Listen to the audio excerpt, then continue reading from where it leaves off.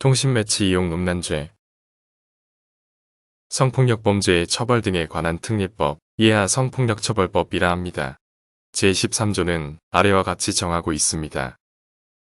자기 또는 다른 사람의 성적 욕망을 유발하거나 만족시킬 목적으로 전화, 우편, 컴퓨터, 그 밖의 통신매체를 통하여 성적 수치심이나 혐오감을 일으키는 말, 음향, 글, 그림, 영상 또는 물건을 상대방에게 도달하게 한 사람은 2년 이하의 징역 또는 500만 원 이하의 벌금에 처한다. 어떤 경우가 통신매체 이용 음란에 해당하나요? 판례는 직장 동료이던 여성 피해자의 휴대폰에 전화를 걸어 피해자가 전화를 받자 약 30여 초에 걸쳐 하라는 등 성행위를 할 때의 발생하는 신음소리를 흉내낸 경우 수원지방법원 판결.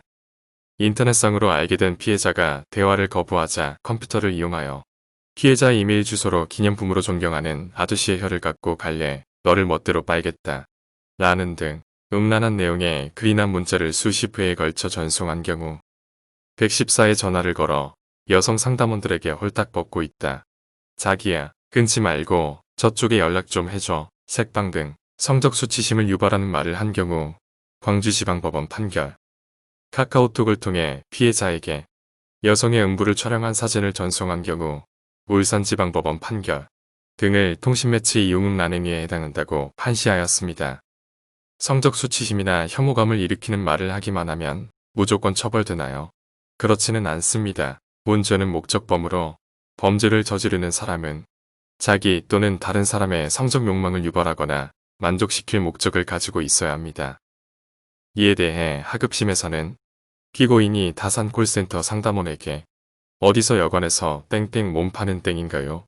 라는 말을 한 사실은 인정되지만 그 말을 하게 된 경위나 전후 맥락, 전체 통화 내용 등에 비추어 보면 피고인이 전화상담원과 통화를 하던 중 불만을 표출하는 과정에서 저속한 표현을 하게 된 것으로 봄이 상당하고 피고인에게 자기 또는 다른 사람의 성적 욕망을 유발하거나 만족시킬 목적이 있었다고 보기 어려우며 달리 이를 인정할 증거가 없다 라고 판시한 사안이 있습니다. 이러한 통신매체 이용 음란죄의 경우 징역 2년까지 처벌받을 수 있어 결코 형이 가볍지 않습니다.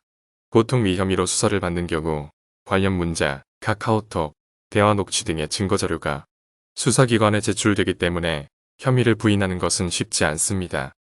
따라서 사건 발생 초기 법률 전문가인 변호사와 상담을 통해 구성 요건 상 다툴 수 있을 여지는 없는지, 양형에서 참작할 사유가 없는지 등 고소 내용을 면밀히 파악하여 대응할 필요가 있습니다.